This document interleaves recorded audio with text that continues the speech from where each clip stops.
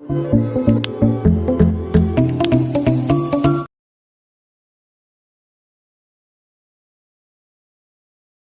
Student, welcome by commerce nation learn with confidence. Myself Prabhu sir. दोस्तों, आज हम आप लोगों को BSU BCom MCom एंट्रेंस का एक इम्पॉर्टेंट टॉपिक डिप्रिसिएशन टॉपिक पढ़ाने जा रहे हैं। उसे पढ़ाने से पहले हम आपको बता दें कि हम लोगों का एक कॉमर्स नेशन ऐप भी आ चुका है और उस पर हम लोगों ने प्रीमियम सर्विसेज लॉन्च कर रखा है। आप प्ले स्टोर से जाके कॉमर्स नेशन ऐप को डाउनलोड कर लीजिए या फिर लिंक डिस्क्रिप्शन में दिया गया है, वहाँ से भी आप क्लिक करके कॉमर्स नेशन ऐप को डाउनलोड कर लीजिए।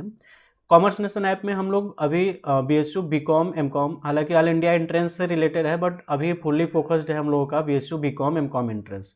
तो BSU BCom और MCom का प्रीमियम कोर्स लॉन्च हो चुका है और उसका प्राइस है 1000 है, बट अभी लॉकडाउन की वजह से हम लोगों ने उसका 50% ऑफ रखा है। आपको उसमें मिलेगा क्या कि 10+ टेस्ट सीरीज रहेंगे MCom BCom दोनों में, और 2000+ MCQ क्वेश्चन रहेंगे और इम्पॉर्टेंट PDF नोट्स होंगे, और डेली बेसिस पे आपको एक व्हाट्सएप पे जोड़ा जाएगा जो कि गर्ल्स का गर्ल्स में और बॉयज़ का बॉयज़ में होंगे, और डेली बेसिस पे उस पर क्विज होते हैं। और आपको कोई भी डाउट होता है, नंबर दिख रहा हो आप व्हाट्सएप कर सकते हो, या फिर लिंक डिस्क्रिप्शन में भी नंबर है, वहाँ पे भी आप हमेशा 24/7 व्हाट्सएप के जरिए पूछ सकते हो। उसके बाद भी आपको बहुत ज़्यादा प्रॉब्लम होता है तो आप कॉल कर सकते हो। तो आइए दोस्तों, हम लोग स्टार्ट करते हैं अपना टॉपिक डिप्रिसिएशन। डिप्रिसिएशन क्या होता है? Depreciation is the permanent fall. Depreciation is permanent fall in value of assets consequent upon wear and tear, inflection of time, obsolescence और fall in market। कह रहा है कि डिप्रिसिएशन क्या होता है?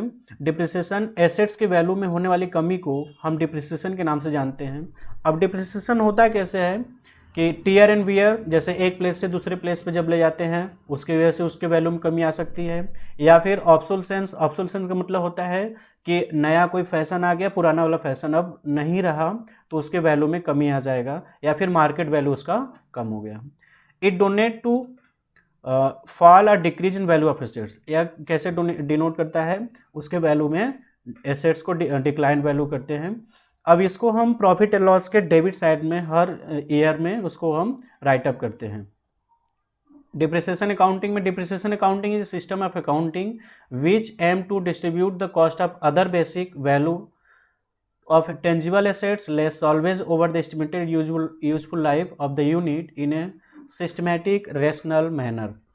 कह रहा है कि अकाउंटिंग इसका कैसे करते हैं, हम जितना भी उसका एसेट्स का वैल्यू होगा उसमें साल्वेज वैल्यू या रेजिडुअल वैल्यू का मतलब होता है कि हम एसेट्स अगर 10 साल या 15 साल यूज करेंगे उसके बाद भी उसका कुछ वैल्यू बच जाता है, जिसको हम नॉर्मल लैंग्वेज में बोल सकते हैं कि कबाड़ी वाले को बेच सकते हैं, फिर भी उसको कुछ पैसा मिलता है 100-200, तो उसको हम साल्वेज वैल्यू बोलते हैं। तो हर एक एसेट्स का कुछ ना कुछ साल्वेज वैल्यू या रेजिडुअल वैल्यू होता है, तो उसको हम माइनस कर देंगे। एज्यूम कर लेते हैं जैसे 12,000 का एसेट्स है और एसेट्स हम यूज कर लेंगे, फिर भी कितना वो खराब हो जाएगा, वो 2,000 का बिक जाएगा, तो 2,000 माइनस कर देंगे, 10,000 मेरा एसेट्स का वैल्यू खत्म हो गया। तो अगर वह 5 साल चला होगा तो 10,000 को 5 से डिवाइड कर देंगे, तो हर साल मेरा कितना डिप्रिसिएशन होगा? 2,000 होगा। It is a process of allocation. यह एक बहुत ही इंपॉर्टेंट है, एलोकेशन एंड वैल्यूएशन। बिकॉज लोग कंफ्यूज हो जाते हैं कि यह वैल्यूएशन हम एसेट्स का वैल्यू एसेट्स के वैल्यू निकाल कर हम राइटअप करते हैं, ऐसा नहीं, हम एलोकेट करते हैं। एसेट्स का जो वैल्यू था उसके अमाउंट को हम एलोकेट करते हैं, तो यह एलोकेशन का प्रोसेस होता है, वैल्यूएशन का प्रोसेस नहीं होता है। यह इंपॉर्टेंट है, इससे क्वेश्चन पूछे जा चुके हैं। अब आइए हम देखते हैं कि डिप्रिसिएशन हमने जान के क्या होता है कि एसेट्स के वैल्यू में होने वाली कमी को हम डिप्रिसिएशन के नाम से जानते हैं। अब इसका हम कितने मेथड से इसको हम वैल्यू करते हैं, तो आपको हम मेथड तो पढ़ाएंगे 15-20 मेथड, बट कुछ इंपॉर्टेंट होंगे जैसे 4-5, तो उसको हम बोल देंगे वहाँ पे कि यह इंपॉर्टेंट मेथड है, तो उसको आप कंसीडर करके उस मेथड को आप ज़्यादा रिवाइज करके जाइएगा। फर्स्ट है आपका फिक्स इंस्टॉलमेंट मेथड या स्ट्रेट लाइन मेथड या इक्विटी इन्वेस्टमेंट मेथड या सिंपल मेथड। कहने मतलब इसी का 3-4 नाम है। अब इसमें होता क्या है कि इसका जो भी एसेट्स का वैल्यू होगा, एज्यूम करते मैंने 1 लाख रुपए का एसेट्स खरीदा और उसका रेजिडुअल वैल्यू 10,000 है, 10,000 माइनस कर देंगे, बचेगा 90,000, और वह उसको हम यूज़ करेंगे 15 साल या 20 साल, तो 20 साल यूज करेंगे तो 20 से डिवाइड कर देंगे, फिर जितना डिप्रिसिएशन आएगा उसको हर साल प्रॉफिट एंड लॉस से माइनस करते जाएंगे। ये होता है आपका फिक्स इंस्टॉलमेंट मेथड, और इसमें एसेट्स का वैल्यू लास्ट में क्या हो जाता है, जीरो हो जाता है। इस चीज़ को ध्यान रखना है। एक बार इसको हम लोग पढ़ लेते हैं। Every year amount of depreciation remain constant, कह रहा है कि इसमें जो भी डिप्रिसिएशन हम चार्ज करेंगे हर साल उसका अमाउंट कांस्टेंट रहेगा। जैसे अगर के 1 लाख का मैंने एसेट्स परचेज किया और उसका रेजिडुअल वैल्यू 1 लाख को मैंने परचेज किया, उसका रेजिडुअल वैल्यू 10,000 है, उसको माइनस करेंगे। तो जब उसको माइनस करेंगे तो बचेगा 90,000। 90,000 अब वो एसेट्स एज्यूम करते हैं कि 20 साल चलेगा, तो हम 90,000 को 20 से डिवाइड कर देंगे, तो जितना अमाउंट आएगा वह हर साल उसको हम राइटअप करते जाएंगे, वो आपका क्या होगा, कांस्टेंट होगा। It is suitable for furniture and fixtures. यह सुटेबल किसके लिए होता है, फर्नीचर और फिक्चर्स के लिए होता है। अब इसका फार्मूला भी दिया है कि original cost minus residual value, कह रहा है ओरिजिनल कॉस्ट जैसे 1 लाख होगा उसमें से रेजिडुअल वैल्यू 10,000 माइनस कर देंगे, फिर जितने साल 10 साल 20 साल होगा उससे डिवाइड कर देंगे, आपका डिप्रिसिएशन का अमाउंट पता चल जाएगा। Second and important method, very important method, जो कि इससे ही क्वेश्चन आपको मैक्सिमम पूछे गए हैं, डिमिनिशिंग बैलेंस मेथड या रिटर्न डाउन वैल्यू मेथड या फिर WDV मेथड के नाम से भी इसको हम जानते हैं। अब इसमें होता क्या है कि जैसे अगर 1 लाख का डिप्रिसिएशन होगा, 1 लाख एसेट्स का वैल्यू 1 लाख है और उसका रेजिडुअल वैल्यू कितना है 10,000, उसको माइनस कर देंगे, बचेगा 90,000, और 90,000 को हम उसका परसेंटेज दिया होगा कि 10%, 20%, और हर साल माइनस कर दे। एज्यूम करते हैं कि 90,000 को हम 10% डिप्रिसिएशन चार्ज करते हैं, तो 90,000 का 10% माइनस करेंगे तो बचेगा 9,000, आप माइनस करोगे तो बचेगा 81,000। अब नेक्स्ट ईयर में आपको 90,000 पे डिप्रिसिएशन नहीं चार्ज करना है, 81,000 पे करना है। फिर 81,000 पे जो वैल्यू आएगा 10% उसको हम माइनस करेंगे 81,000 में से, फिर जो बचेगा उसको नेक्स्ट ईयर में ऐसे राइटअप करते चलेंगे, और इस मेथड में लास्ट में इसका कुछ न कुछ वैल्यू रहेगा, जीरो कभी नहीं होगा। और यही ऑथेंटिकेट भी होता है, इनकम टैक्स डिपार्टमेंट इसी मेथड को मानता भी है। अब इसको हम पढ़ लेते हैं। Rate of depreciation is fix for every year but not amount because it is calculated on balance of the year, कह रहा है कि हर साल तो डिप्रिसिएशन हम चार्ज करेंगे बट अमाउंट सेम नहीं रहेगा। Suitable for those assets whose repairing cost increase, कह रहा है कि ऐसे एसेट्स के लिए सुटेबल होता है जिसका repairing cost day by day increase हो जाता है, जैसे machinery. In beginning depreciation is high but low in subsequent year, कह रहा है कि स्टार्टिंग में इसका डिप्रिसिएशन हाई रहता है और हर एक ईयर में हम उसको जैसे जैसे चार्ज करते जाते हैं उसका अमाउंट कम होता जाता है। अब इसका प्राइस कैसे निकालते हैं, फार्मूला दिया है कि price of assets into 100 minus rate of depreciation upon 100 का होल स्क्वायर, एंड जो भी नंबर ऑफ ईयर्स होंगे 2 3 उस हम इसको सॉल्व करेंगे तो उसका रिटर्न डाउन वैल्यू एक्चुअल में कितना आया है वो पता चल जाएगा।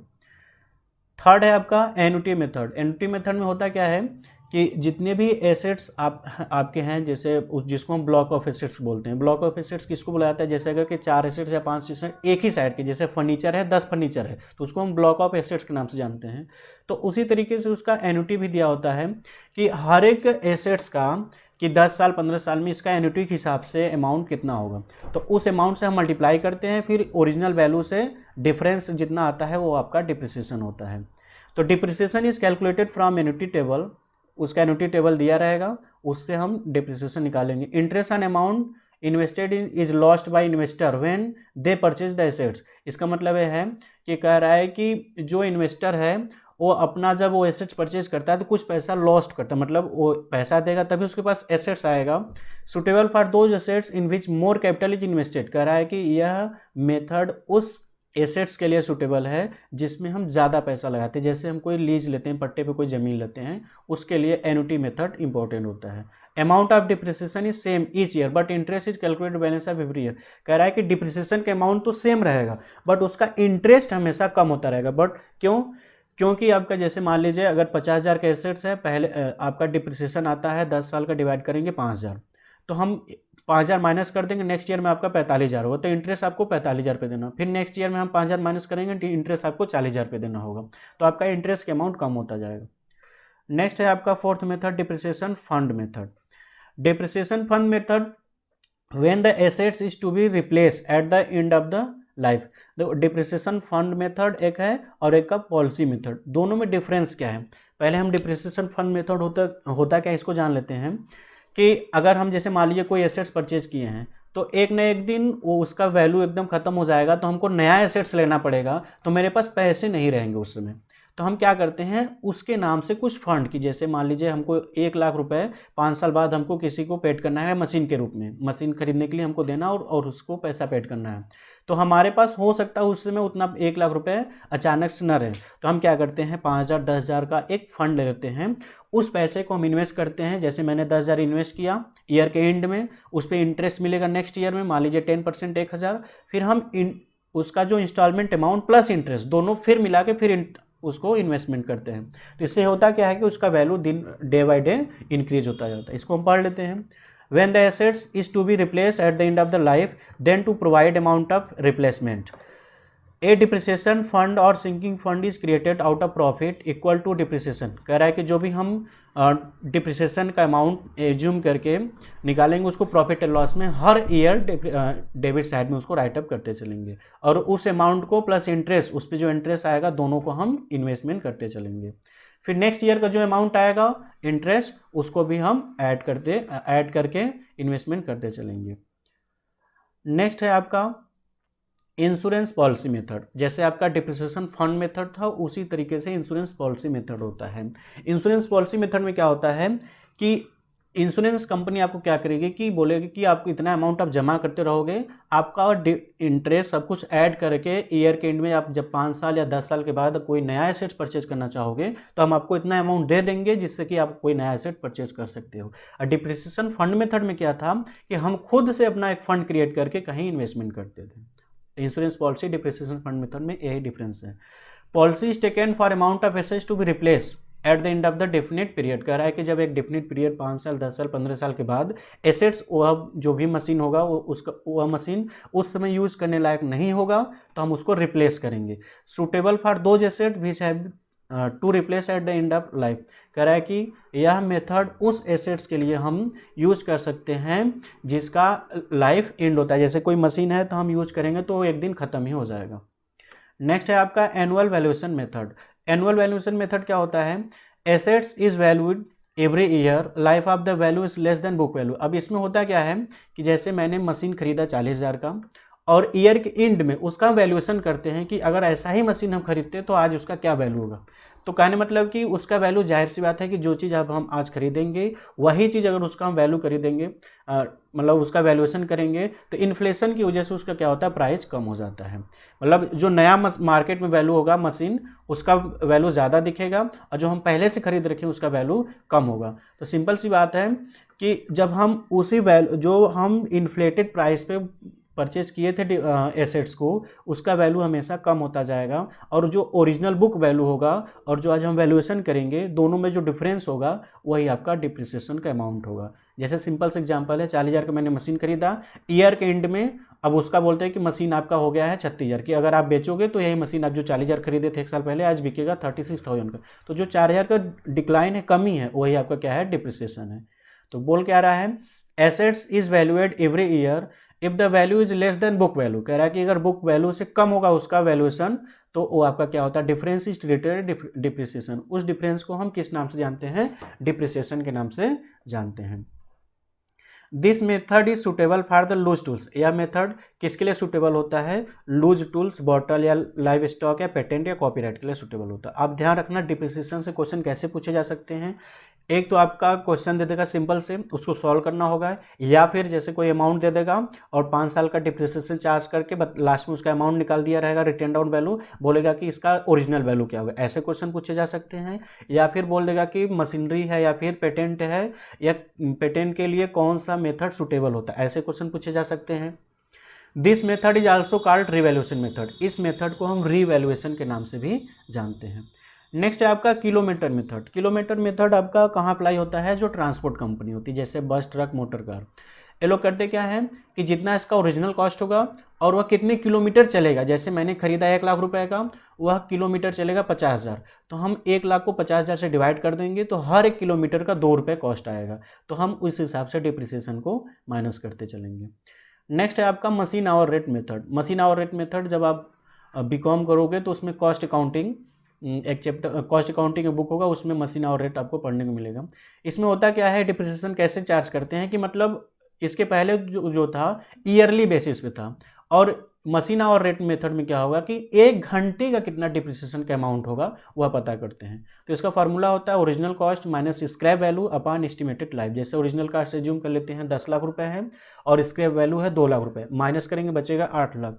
और वह मशीन कितने घंटे चलेगा पूरे लाइफ में, 10,000 या 10 लाख घंटे, उससे हम डिवाइड कर देंगे तो हर एक आवर्स का कितना अमाउंट आएगा डिप्रिसिएशन का वो पता चल जाता है।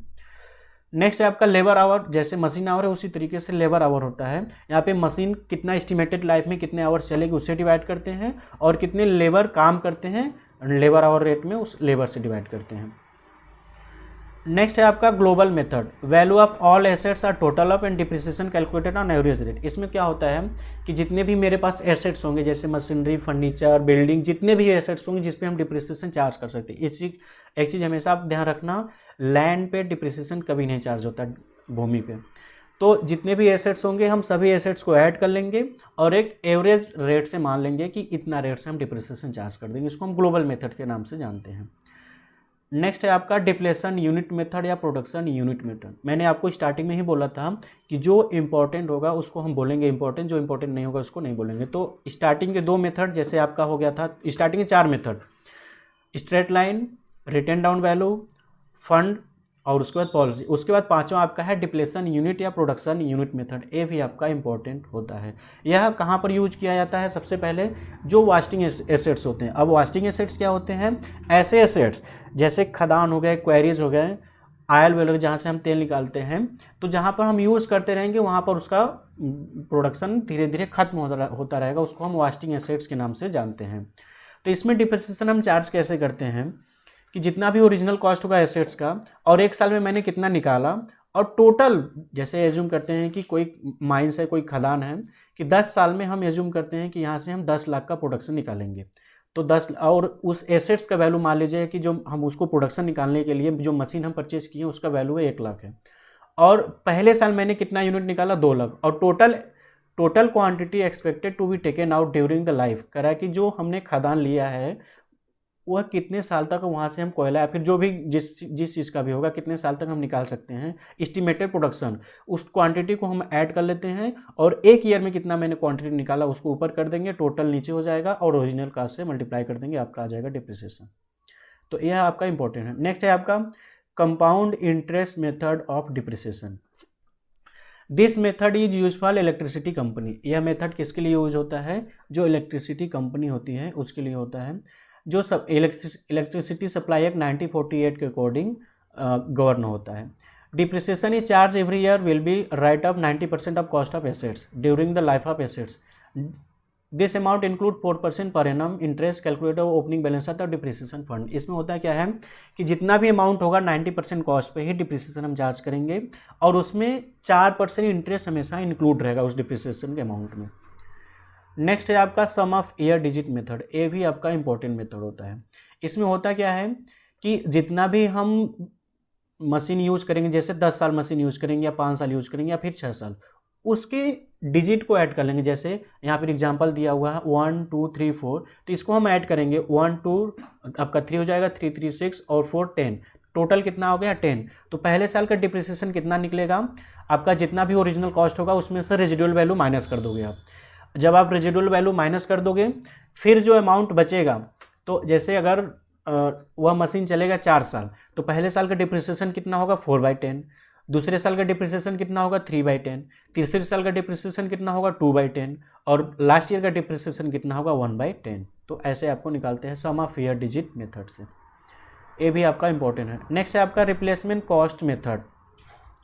Useful for those assets which are to be replace at the end of the their life. कह रहा है कि यह मेथड उसके लिए यूजफुल है जो कि एक पर्टिकुलर पीरियड पे उसका लाइफ ख़त्म हो जाएगा। तो उसका डिप्रिसिएशन हम कैसे कैलकुलेट करेंगे? तो जितना भी रिप्लेसमेंट कॉस्ट होगा, जैसे हो ना कि यह एसेट्स को हम रिप्लेस करेंगे तो उसका कितना अमाउंट आएगा रिप्लेस करने में। जैसे मान लीजिए कोई एसेट्स हम खरीदे हैं 10 लाख का, कुछ दिन बाद अगर हम रिप्लेस करेंगे तो हम 2 लाख रुपए जब नया देंगे तब हमको उसी टाइप का हमको कोई एसेट्स मिलेगा। तब मेरा 2 लाख रुपए एक्स्ट्रा जा रहा पैसा ना, तो 2 लाख ऊपर हो जाएगा। कितने साल मैंने यूज किया? 10 साल, 15 साल, और हर साल का उतना आपका डिप्रिसिएशन आ जाएगा। एक बार फिर से रिप्लेसमेंट मेथड को हम बता दें। जैसे मान लीजिए सिंपल से कोई एसेट्स मैंने 10 लाख का खरीदा, जब हम उसको रिप्लेस करते हैं कि जैसा हमारा 5 साल 15 साल 20 साल यूज़ करने के बाद कि हमको ऐसा ही मशीन फिर चाहिए, तो अब हम क्या करेंगे कि वो बोलता है कि आपका ये जो पुराना वाला एसेट्स है उसको हम ले लेंगे, फिर इतना आपको हमको नया अमाउंट देना पड़ेगा, तो वही आपका एक्चुअल कॉस्ट होगा ना, एक्स्ट्रा कॉस्ट। तो उस कॉस्ट से हम डिवाइड कर देंगे कितने साल मैंने उसको यूज़ किया, तो आपका डिप्रिसिएशन आ जाएगा। नेक्स्ट है आपका ग्रुप डिप्रिसिएशन और होमोजीनियस एसेट्स। वही जो मैंने आपको स्टार्टिंग में बताया था ब्लॉक ऑफ एसेट्स। होमोजीनियस या ब्लॉक ऑफ एसेट्स एक ही मतलब होता है कि जैसे एक जैसे फर्नीचर है तो 10 टाइप के फर्नीचर है, तो हम 10 टाइप के फर्नीचर पे अलग अलग डिप्रिसिएशन नहीं चार्ज करेंगे, सभी के अमाउंट ऐड कर लेंगे और टोटल अमाउंट को ऐड करके उसमें जो रेजिडुअल वैल्यू होगा उसको माइनस कर देंगे, फिर जितनी एस्टिमेटेड लाइफ होंगे उसको हम डिवाइड कर देंगे। जैसे मान लीजिए 10 एसेट्स का वैल्यू ऐड करते हैं तो आता है 5 लाख रुपए, और 200 एसेट्स का कितना हो ख़राब हो जाएगा एसेट्स, फिर भी कुछ अमाउंट का बिक जाएगा, मान लेते हैं 1 लाख रुपए का बिक जाएगा, तो बचेगा 5 लाख में से 1 लाख तो आपको मिल जाएगा, 4 लाख आपका पैसा गया ना, तो 4 लाख को हम कितने साल यूज़ किए उस फर्नीचर को उससे डिवाइड कर देंगे, तो हर एक साल का डिप्रिसिएशन आपको पता चल जाएगा। डबल डिक्लाइनिंग बैलेंस मेथड, इसका डबल इसका नाम क्यों पड़ा, क्योंकि इसको 2 प्रोसेस करने के बाद हमको डिप्रिसिएशन का अमाउंट निकलता है, इसलिए इसको हम डबल डिक्लाइनिंग बैलेंस मेथड के नाम से भी जानते हैं। जैसे सबसे पहले डिप्रिसिएशन का अमाउंट कैसे निकालते हैं, कॉस्ट ऑफ एसेट्स, जितना भी टोटल कॉस्ट ऑफ एसेट्स होगा उससे एस्टिमेटेड लाइफ से हम डिवाइड कर देंगे, फिर उसके बाद जो अमाउंट आएगा उससे हम रेट निकाल लेंगे कितने % उसका आएगा। जैसे मान लेते हैं कि कोई अमाउंट 10 लाख का है और वह चलेगा 10 साल, तो हर साल कितना डिप्रिसिएशन उसका चार्ज होगा 1 लाख, तो कोई पूछेगा कितना % होगा। जैसे आप अगर 500 में 400 नंबर लाते हो तो कितना % हो, तो कैसे निकालते हैं, जितना आप अमाउंट पाए उसको ऊपर कर देंगे इंटू 100, टोटल नीचे कर देते हैं। उसी तरीके से टोटल जो आपका डिप्रिसिएशन का अमाउंट आएगा ऊपर हो जाएगा इंटू 100, और कितने अमाउंट में से आया कॉस्ट ऑफ एसेट से डिवाइड कर देंगे तो आपका रेट पता चल जाएगा। अब कुछ आपके टर्मिनोलॉजी दिए गए हैं, जैसे ऑब्सोलेसेंस। ऑब्सोलेसेंस क्या होते हैं कि जब हम नया कोई इन्वेंशन करते हैं, जब कोई नया इन्वेंशन करते हैं या फिर कोई एग्जिस्टिंग एसेट्स का वैल्यू में जो डिक्रीज होता है उसको हम क्या बोलते हैं, ऑब्सोलेसेंस। जैसे कि हमने कोई मान लीजिए 10 साल पहले कोई बाइसिकल खरीदा था, अब आज का जो बाइसिकल है 10 साल पहले के बाइसिकल में चेंज होंगे, तो सिंपल सी बात है कि उसमें कुछ चेंज होने की वजह से पुराना बाइसिकल नहीं बिकेगा, लोग बोलेंगे कि वो ओल्ड फैशन हो गया है, तो उसका अमाउंट कम हो जाएगा, जिसको हम ऑब्सोलेसेंस के नाम से जानते हैं। फ्लक्चुएशन क्या होता है, due to change in price, कह रहा है कि प्राइस इन्फ्लेशन की वजह से जो उसके प्राइस में चेंज होता है, इन्फ्लेशन या डिफ्लेशन की वजह से जो उसके प्राइस में चेंज होता है उसको हम क्या बोलते हैं, फ्लक्चुएशन। अब फ्लक्चुएशन में दोनों चीज़ें हो सकता है, या तो इंक्रीज भी हो सकता है और वह डिक्रीज भी हो सकता है, उसको हम फ्लक्चुएशन के नाम से जानते हैं। लास्ट है appraisal value method. Appraisal value method क्या होता है, new value of assets is found out from new value original cost of asset, और डिडक्टेड कर देंगे उसमें से जितना अमाउंट टोटल होगा। कह रहा है कि अगर हम जो नया एसेट्स खरीदेंगे उसका टोटल अमाउंट कितना हो जाएगा, और जो ओरिजिनल कॉस्ट एक्चुअल में एसेट्स मेरे पास अवेलेबल हैं न्यू वैल्यू के, उसको माइनस कर देंगे, जो अमाउंट आएगा वो आपका डिप्रिसिएशन होता है। तो ये टोटल आपका था डिप्रिसिएशन से रिलेटेड, जो कि मैं आपको इंपॉर्टेंट बता दूं कौन कौन इंपॉर्टेंट टॉपिक आपका था। स्टार्टिंग के जो आपका था फिक्स इंस्टॉलमेंट मेथड, और आपका रिटर्न डाउन वैल्यू मेथड, उसके बाद एनुअल वैल्यूएशन मेथड, और नेक्स्ट आपका machine hour rate method, sum of fair digit method, और लास्ट आपका है ऑब्सोलेसेंस या फिर डबल डिक्लाइन मेथड। ये क्या होते हैं, ये आपके इंपॉर्टेंट हैं। अगर आप चैनल को सब्सक्राइब नहीं किए तो सब्सक्राइब कर लें और कॉमर्स नेशन ऐप को डाउनलोड कर लें, क्योंकि वहाँ पे अगर कॉमर्स नेशन ऐप डाउनलोड करते हैं और हमारे प्रीमियम कोर्स को परचेस करते हैं तो आपको एक स्पेशल व्हाट्सएप ग्रुप को जोड़ने के लिए मिलेगा, जहाँ पे आपको 10+ मेंटर 24/7 आपको हमेशा सपोर्ट करेंगे, और एथेंटिक नोट और क्विज उसी पर होते हैं। Thank you very much.